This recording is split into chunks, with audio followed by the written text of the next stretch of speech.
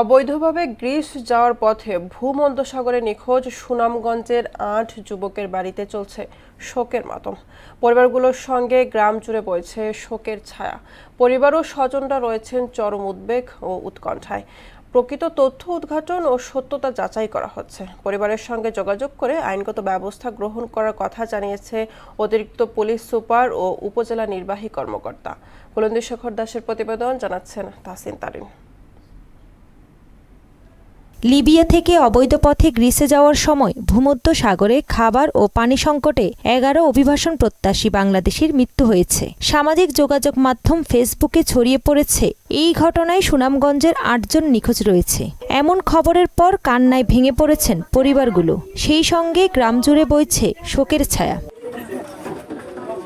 নিখোঁজ যুবকরা হলেন শান্তিগঞ্জ উপজেলার শত্রুমর্দন গ্রামের হৃদয় পাল, চিকারকান্দি গ্রামের এনামুল খান, রিপন মিয়া, মামুন খান, রশনি গ্রামের মোহাম্মদ তালহা, জগন্নাথপুর উপজেলার বাগময়না গ্রামের জুয়েল আহমেদ টিপু, হাবিবুল্লাহ, দিরাই পৌর এলাকার গাকটিয়া গ্রামের সানোয়ার হোসেন।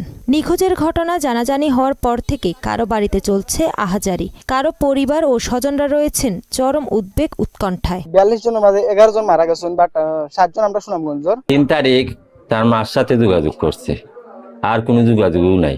যারা উদ্ধার হয়েছে মিশরের হসপিটালে আছে, তারপর দিয়ে আমরা শুনলাম যে কিছু মারা গেছে, কিছু নিখোঁজ হয়েছে। এখন আমার ভাই সহ তারা হই আছে, এখন পর্যন্ত আমাদের সাথে কোনো যোগাযোগ নাই। আজকে 15 দিন ধরে আমার বাইরে খোঁজ খবর পাইলাম না। আমার মামুন ভাতিজার জন্য আপনারা হলে মিললা আমার ভাতিজার খোঁজ খবরটা আপনারা দিবা।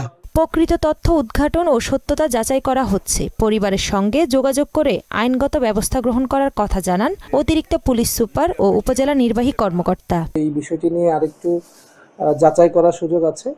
আমরা পরবর্তীতে এটি ঊর্ধ্বতন কর্তৃপক্ষের নিকট আমরা রিপোর্ট আকারে পেশ করব। এই সংক্রান্তে এখনো আমরা কোনো অভিযোগ পাইনি এবং তাদের নাম ঠিকানাও পাওয়া যায়নি। নাম ঠিকানা পেলে আমরা যোগাযোগ করে তার পরিবারের সাথে যোগাযোগ করে এটা ঘটনার সত্যতা নিশ্চিত করে পরে আইনগত ব্যবস্থা গ্রহণ করব। এর আগে গত 28 মার্চ লিবিয়া থেকে নৌকায় গ্রিসে যাওয়ার পথে খাবার ও বিশুদ্ধ পানির অভাবে অন্তত 22 অভিবাসন প্রত্যাশীর মৃত্যু হয়েছে। তাদের মধ্যে সুনামগঞ্জের অন্তত 10 জন ছিলেন। ইউরোপে পাড়ি দিতে অবৈধ পন্থায় সাগর পথে না গিয়ে বৈধ পথে যাওয়া উচিত বলে মনে করেন সচেতন মহল।